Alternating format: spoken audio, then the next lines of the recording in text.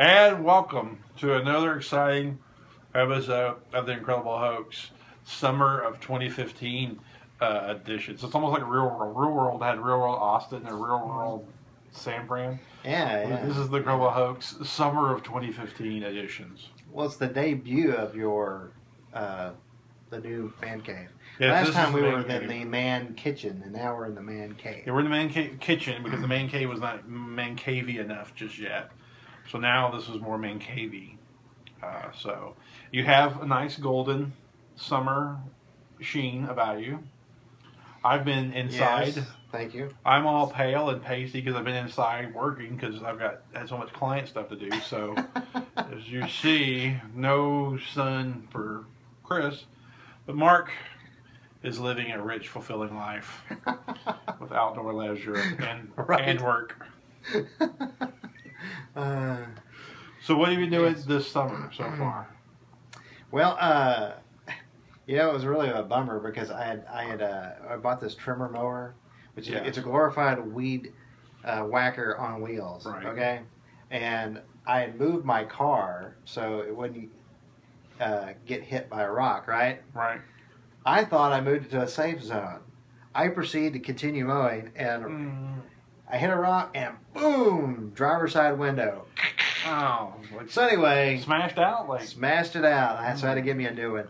But that aside, That's what you meant by you got your car fixed. Yeah. I didn't know. I just assumed it was like something else wrong with it. No, I totally blew out the driver's side window. Wow. But the local glass place was awesome. Had it ordered and They clean it out and everything. And Yeah, well, the thing is, they didn't have much to clean up because you know me, I'm kind of a neat freak. I was already that evening cleaning. They probably opened it and like, oh, well, we'll give you $50 since you did our job.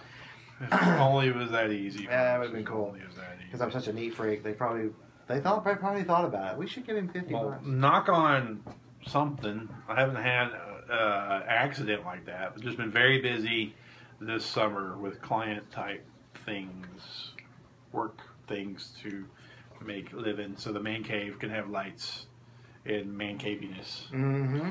Okay, so we're a little behind our summer entries, but there's a couple movies we definitely want to hit. And movie number one for this episode is Well, you wanted to talk about Mad Max Fury Road. Mad Max Fury Road.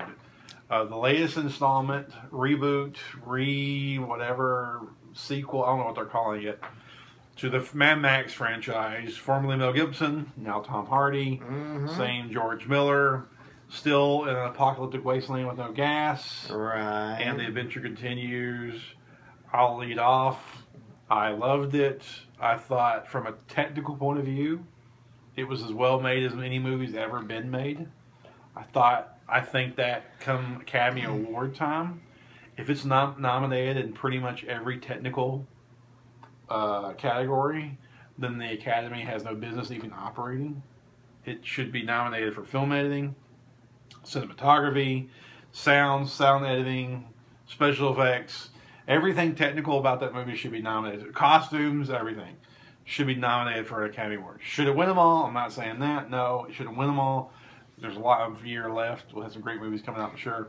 But there's no merit to the Academy Awards if it isn't nominated for a slew of technical awards. Thought it was great. I liked the story. I liked the acting. I was a little frustrated that Mad Max spent so much time with the mask on. Spoilers, by the way. And wanted him to talk a little bit more because I don't think Mel Gibson was this quiet. It just didn't feel that way. And but other than that, I thought I loved it. I thought it was. I don't know if it's too soon. If people were jumping the bandwagon too quick to call things a classic. Let's just say that it's a really, really, really good movie with a really strong, I think, potential. Yeah. To last. And now here's Mark's turn. And I already know, but go ahead. Well, I will start with this on the positive side. Technically, the biggest praise I have for this movie is its return to practical effects, not an over CGI. And so you really have to be impressed with, the vehicle stunts, just so impressive, and the shooting of it, and the technical wizardry going behind getting that done. Sure. I mean, those sequences had to have been shot over the course of weeks and weeks to get all that done. Sure. And the patience and the tenacity to do that. And so, and the cinematography that goes in catching all those scenes. So, I think you make an argument. I mean, it's early, but I think you do make an argument that technically, there's some impressive things about Fury Road. My issue is really, I guess, twofold. I'll boil it down to: I just thought there was a lack of story, and two, I really felt like they really just they made a casting change. Let's be honest; it's not Mel Gibson; it's Tom Hardy, right? And their total disinterest, and at least spending maybe a couple of minutes to reintroduce this version of Mad Max, I thought was a huge mistake, because it really wants to be a non-stop action movie. We've heard films called non-stop action movie for years. Yeah. And how few have actually lived up to that. Sure. Here's a movie that actually is exactly, when you say it's non-stop action, that is exactly what it is. Right. And so it's like you people have been wanting one of those. Well, it's like you got your wish, but guess what? It was so lacking in a story, because you're well into the movie, 45 minutes before you're kind of like, well, wait a minute, is Charlize Theron, is her character a henchman who's bad? I mean, is it two baddies he's having to work with? What is your purpose? Why are you fleeing? I mean, you just go so far into the movie, and you're just left in the dark too much. And you, at least if you have a character arc and establish who Mad Max is, you at least care that when he's been abducted and all that in the beginning. But you don't. He just stands there looking over a horizon, and then he gets captured. We don't know anything about him. And I think they really were thinking. I think they were really thinking, hey, that's Mel Gibson's. Whatever, that's Mad Max, and you just pretend it's still Mel Gibson. It's like, no, that doesn't work. Not for me. You had to give me a little bit of characterization. I think that's more of a you problem than a. I have a friend who actually agreed with me. He had the same issue. So I don't know. I mean, there's a lot of people on the web I'm seeing that. It has a lot of fans. They don't reintroduce you to the new James Bond every freaking time there's a new James Bond. They don't reintroduce you to what's another example? Well, I think Casino Royale proves that they did reintroduce. Well, they rebooted the whole franchise. That's not fair. And they didn't reintroduce Pierce Brosnan or Roger Moore. I think there is a difference of giving you a moment to get to know that guy.